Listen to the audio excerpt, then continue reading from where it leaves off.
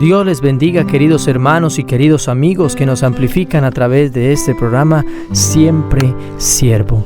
Y para hoy, un hermoso tema, el propósito eterno de Dios.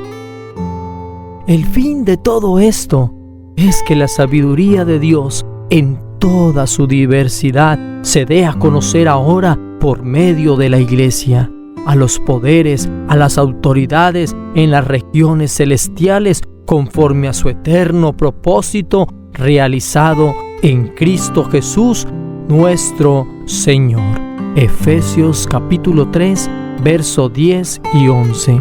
Isaías el capítulo 46, el verso 10, dice: Yo anuncio el fin desde el principio, desde los tiempos antiguos, lo que está por venir. Yo digo, mi propósito se cumplirá y haré todo lo que deseo. Todo lo que hacemos en la vida parece que necesita tener un fin. ¿Por qué quieres estudiar? ¿Por qué te quieres casar? ¿Por qué no te quieres casar? ¿Por qué quieres trabajar en este lugar? ¿Por qué vas a renunciar? Y todo esto de alguna manera muestra que en cierto grado hemos recibido de Dios una capacidad para elegir por medio de la voluntad.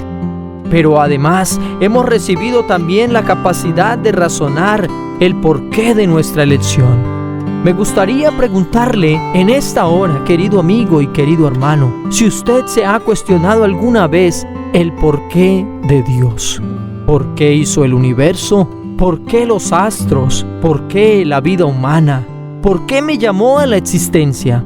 ¿Por qué se manifestó como hombre en la persona de Jesús? ¿Por qué murió en la cruz?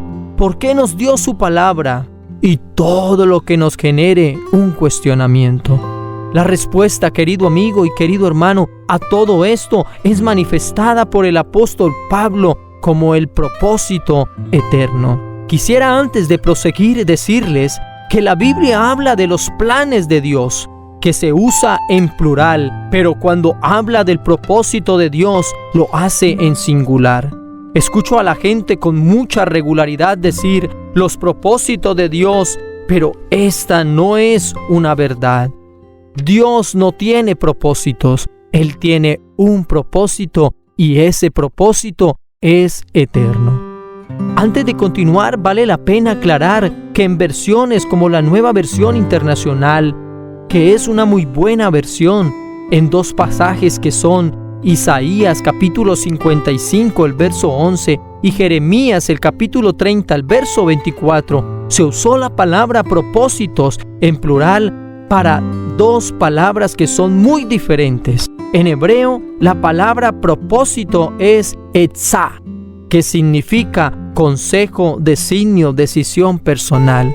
Mientras que en Isaías el capítulo 55, el verso 11, la palabra es shalach, que significa orden de enviar lejos, y en Jeremías el capítulo 30, el verso 24, la palabra es mesinma, que significa pensamiento para mal.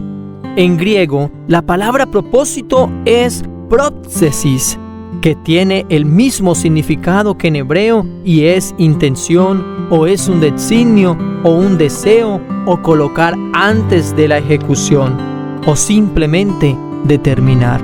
Retomando lo que veníamos entonces hablando del apóstol Pablo, entonces el apóstol Pablo menciona lo siguiente: el fin de todo esto es que la sabiduría de Dios en toda su diversidad se dé a conocer ahora. ¿Por medio de quién? De la Iglesia. ¿A dónde? A los poderes y autoridades en las regiones celestiales, conforme a su eterno propósito realizado en Cristo Jesús, nuestro Señor.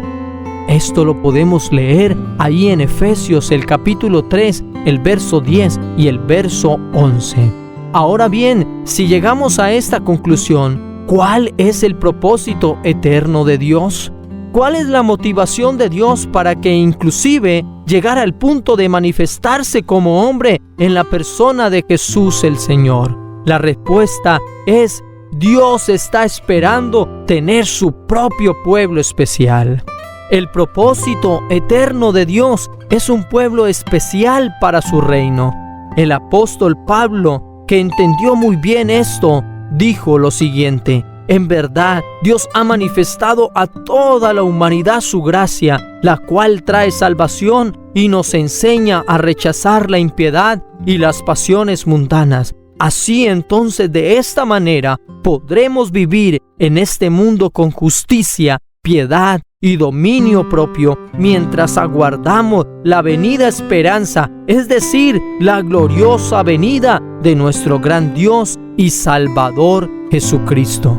Él se entregó por nosotros para rescatarnos de toda maldad y purificar para sí un pueblo elegido, dedicado a hacer el bien.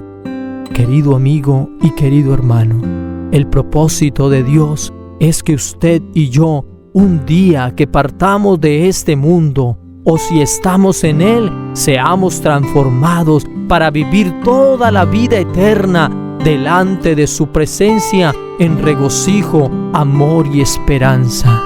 Solamente el propósito de Dios está a la puerta.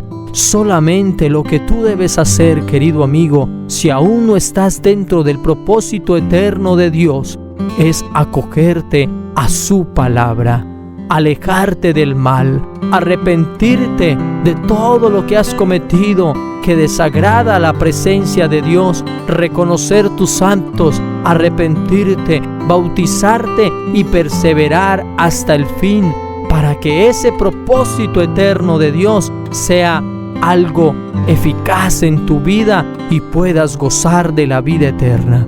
Querido amigo, Dios te bendiga y Dios conceda misericordia para tu vida y que sea revelado este evangelio en tu vida para que el propósito de Dios, que es un propósito eterno, tenga cabida en tu vida y puedas gozar de la eternidad.